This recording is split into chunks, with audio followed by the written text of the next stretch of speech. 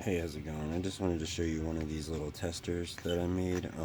This one's using an old VTX or 5.8 gigahertz transmitter, and what it does is it allows you to plug in FPV cameras to test them. One line has a 5-volt out, and the other one is just VBAT, because a lot of cameras can do.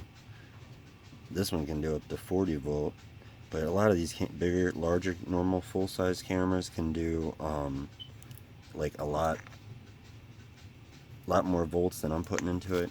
So what you can do is you can plug in a normal. This is a 14.8 volt 4S battery, and you can plug that in to this little thing here that I got made, and that enables you to plug in any camera you want on the fly and test it in real time. And the one is a 5-volt out, and the other one is at just whatever this battery is.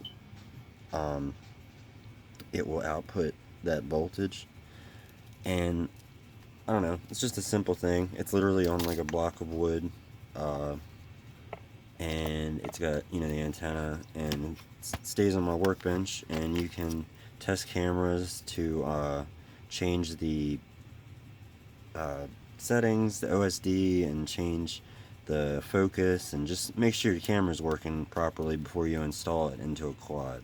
And it's just a nice little thing. I mean, you can use an old VTX you have that's just not outputting the same, or it might not do something, but it'll work as a FPV camera tester.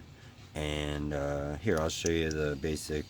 I just wrote this up real quick. It's kind of shitty, but basically all it is you take an old VTX, and then you solder on a power connector. I had an XT60 on mine, and then that's soldered in to the VCC in and the ground like a normal VTX. And then what that does is that powers the VTX, and then it allows it to do these other functions.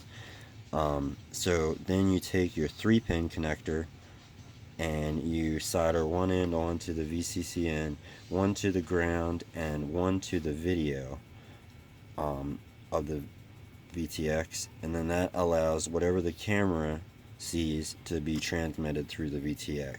Now, on the more advanced version that I have, this is the 5-volt version. Sorry, I know it's terrible. Instead of not having, like, some VTX don't have a 5-volt out. I actually had to add a regulator on mine because I didn't have a 5-volt out. But if your VTX has a 5-volt out, you could put a additional pin, or maybe even put a switch or something in between them. But you can put an additional pin for the 5-volt cameras, and all that would entail would be plugging, putting the 5-volt power out into the 3-pin, and then the video and the ground like normal. And yeah, it's just another handy way to see, like, you can just put this anywhere and plug in one of your cameras, and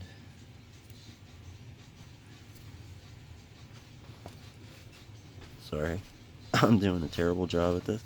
And you can plug in one of your cameras and test it on the fly, and it's a easy, handy dandy video tester. Alright, I don't know, I just figured I'd share it. Thanks for watching.